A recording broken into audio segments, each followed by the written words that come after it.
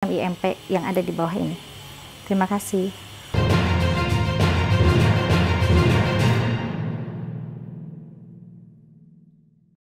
Assalamualaikum warahmatullahi wabarakatuh. Jumpa lagi dengan saya, Anggra Putri Tania, dan kali ini saya akan membahas tentang asal-usul adanya puasa Daud.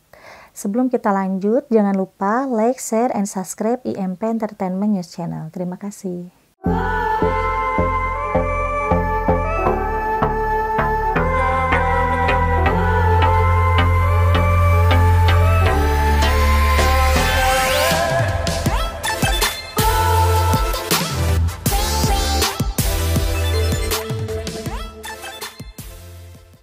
Asal-usul puasa Daud itu ada di zaman Nabi Daud alaihissalam dan Raja Tolut.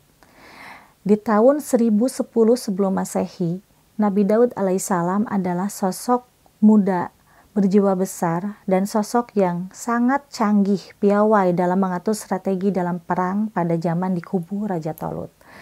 Dan pada saat Nabi Daud alaihissalam berperang dengan kaum Jalut, Nabi Daud alaihissalam selalu memenangkan strategi-strategi dan juga peperangan. Singkat cerita, di situ Raja Tolut akhirnya meninggal dunia. Dan di saat Raja Tolut meninggal dunia, Nabi Daud alaihissalam dengan ingin menebus dosanya, yaitu menikahi istri Raja Tolut. Dan akhirnya Allah Subhanahu wa Ta'ala mengangkat Nabi Daud alaihissalam menjadi nabi dan rasul yang termasuk di dalam 25 rasul. Nabi Daud alaihissalam di situ merasa berdosa karena tidak bisa menjaga Raja Tolut. Dan ketika Raja Tolut meninggal pun juga setelah beres masa idah dengan istrinya, akhirnya istrinya dinikahi oleh Nabi Daud alaihissalam. Nah, adanya mula puasa Daud yaitu bentuk pertobatan dari Nabi Daud alaihissalam kepada Allah Subhanahu wa Ta'ala untuk memohon ampunan. Di situ Nabi Daud alaihissalam pernah menjalankan 1 bulan puasa Daud yang memang sehari puasa, sehari berbuka. Dan setiap puasa tidak boleh diganggu oleh siapapun. Bahkan rumah Nabi Daud alaihissalam setelah Nabi Daud alaihissalam diangkat menjadi raja setelah menikahi istri Raja Tolut, akhirnya rumah Nabi Daud itu dijaga ketat oleh para tentara Raja Tolut.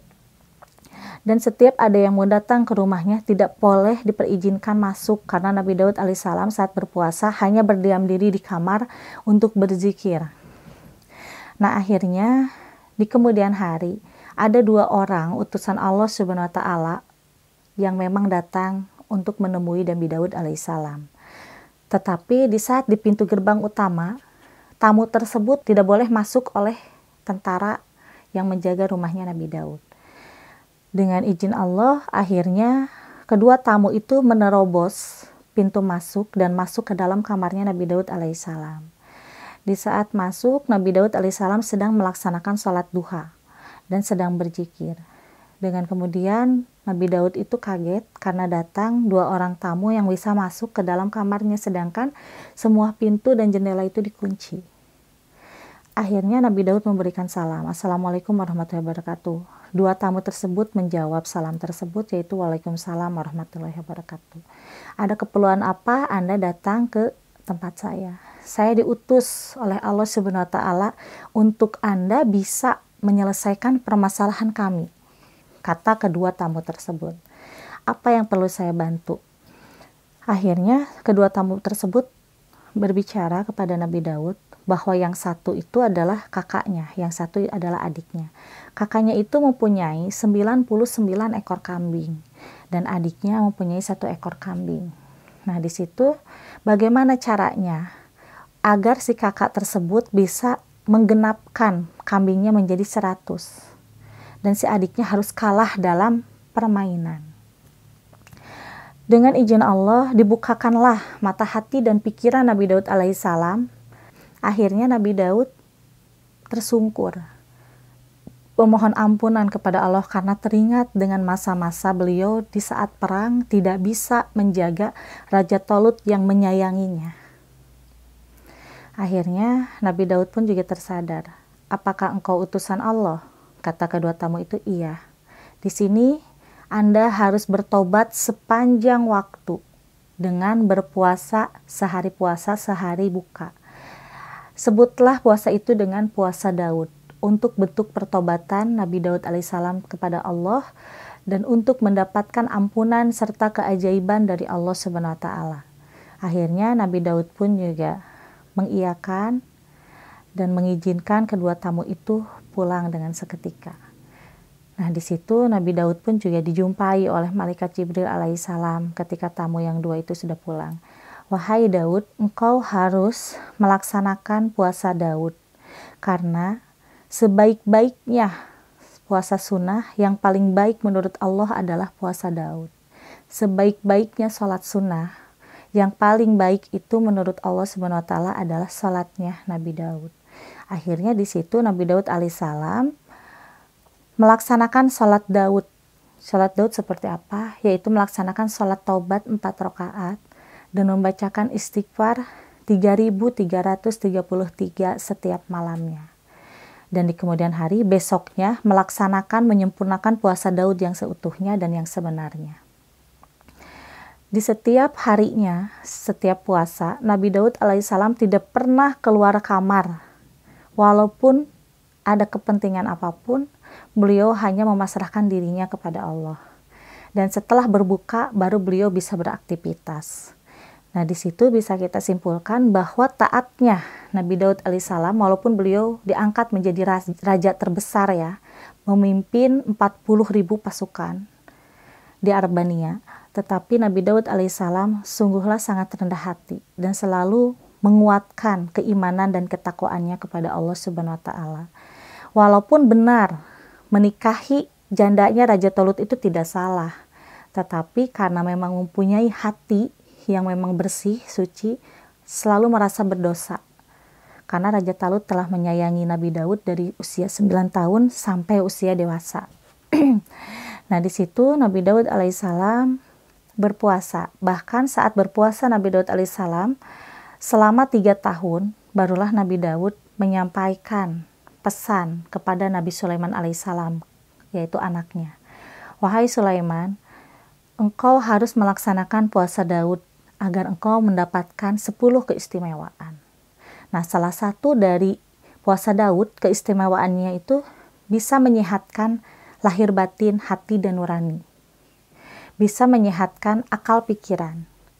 Dan juga bisa mendetoksifikasi racun-racun yang ada di dalam tubuh agar bisa keluar. Dan selain itu pun juga keutamaan atau keistimewaan puasa Daud bisa melancarkan rezeki dari arah yang tidak disangka-sangka dan tidak terduga. Bahkan akan terjaga amarah hawa nafsu, birahi, dan hawa nafsu kejelekan. Makanya dari itu, agar engkau bisa mendapatkan keistimewaan dari puasa Daud, alangkah lebih baiknya di saat berpuasa jangan pernah melakukan aktivitas apapun. Setelah berbuka baru bisa melakukan aktivitas. Akhirnya Nabi Sulaiman alaihissalam pun juga menuruti keinginan dari ayahnya, atau bisa dikatakan menuruti amanah dari ayahnya untuk bisa berpuasa Daud. Jadi puasa Daud awal mulanya itu atas keinginan dari Nabi Daud alaihissalam sendiri ya, untuk bentuk pertobatan, tetapi itu dibenarkan oleh Allah Subhanahu wa taala sampai Allah Subhanahu wa taala mengutus utusannya, bahkan mengutus malaikat Jibril alaihissalam untuk menyempurnakan puasa Nabi Daud disertai dengan sholatnya Nabi Daud dulu.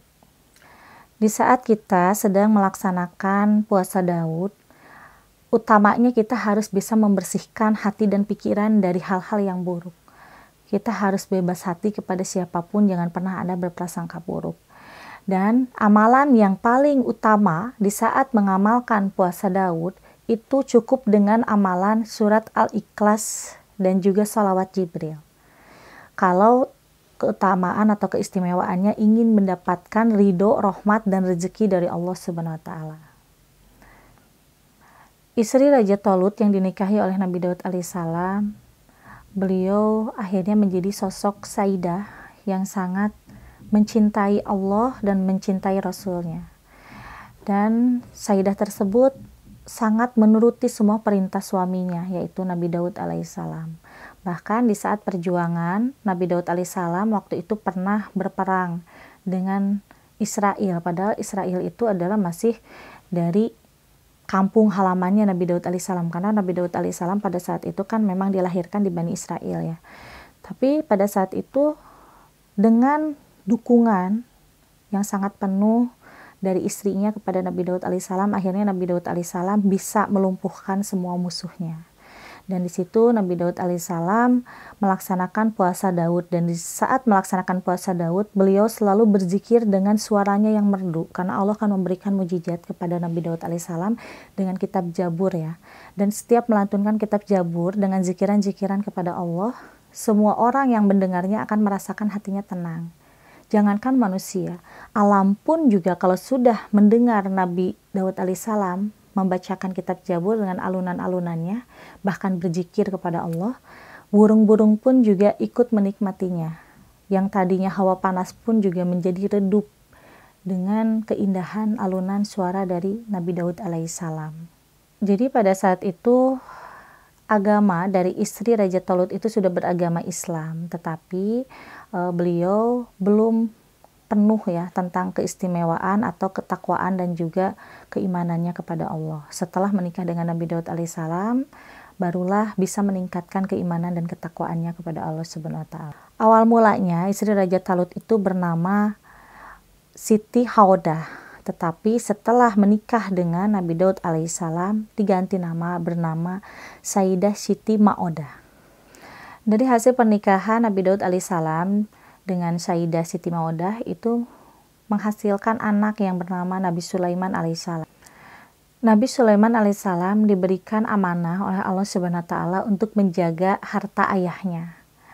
Nah, harta ayahnya pada saat itu, pada Nabi Sulaiman muda ya, harta ayahnya Nabi Daud alaihissalam diambil semuanya oleh Nabi Sulaiman alaihissalam untuk diselamatkan, dan akhirnya ditenggelamkanlah ke dasar lautan yang ada di Laut Merah pada saat itu.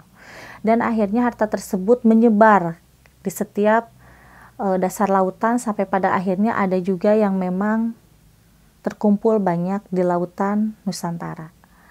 Selain dari harta Nabi Daud alaihissalam, Nabi Sulaiman pun juga diberikan mujizat oleh Allah, yaitu bisa berbicara dengan binatang. Dan beliau pun juga dulu di saat besar, beliau menjadi raja yang memang harta kekayaannya itu berlimpah. Karena beliau pun juga takut harta tersebut dimanfaatkan atau digunakan tidak baik oleh orang-orang yang tidak bertanggung jawab.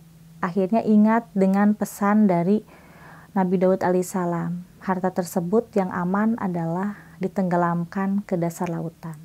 Jadi harta Nabi Daud alaihissalam dan harta Nabi Sulaiman alaihissalam pun pada saat itu sama, dibuang atau disimpan di dasar lautan. Nah, kenapa harus dibuang ke dasar lautan? Karena dengan kandungan zat yang ada di dalam air laut itu bisa mengawetkan benda-benda tersebut walaupun pada saat itu di tahun 1010-an sebelum Masehi dan sampai 1050 sebelum Masehi. Harta tersebut ditenggelamkan ke dasar lautan. Nah, itu bisa dipergunakan untuk apa? Karena akan ada saatnya harta tersebut mulai keluar dengan sendirinya yang bisa digunakan untuk kemakmuran di dunia ini. Jadi memang Nabi Daud alaihissalam pernah bermimpi didatangin oleh satu cahaya yang sangat terang ya. Dan cahaya tersebut memberikan suara yang memang suaranya itu mengatakan bahwa kelak nanti di kemudian hari seluruh harta Nabi Daud alaihissalam akan bisa dimanfaatkan untuk bisa memakmurkan dunia ini. Nabi Daud alaihissalam dengan tenangnya menjawab, syukurlah alhamdulillah kalau memang harta kekayaanku bisa dimanfaatkan di kemudian hari. Karena takut termasuk mubazir, karena tidak dipergunakan untuk orang banyak. Akhirnya suara tersebut pun juga menjawab kembali, kalau sekarang dipergunakan oleh orang-orang Yahudi, yang ada malah memadorotkan Nabi Daud alaihissalam. Nah, akhirnya Nabi Daud alaihissalam pun juga mengerti. Dan nanti pun juga harta tersebut akan bisa dimanfaatkan atau ditemukan oleh titisannya Al-Mahdi alias Satria Piningit. Ya sahabat IMP, sekian dari saya. Insya Allah nanti ke depannya saya akan membahas tentang tema yang lainnya. Saya pamit undur diri. Wassalamualaikum warahmatullahi wabarakatuh.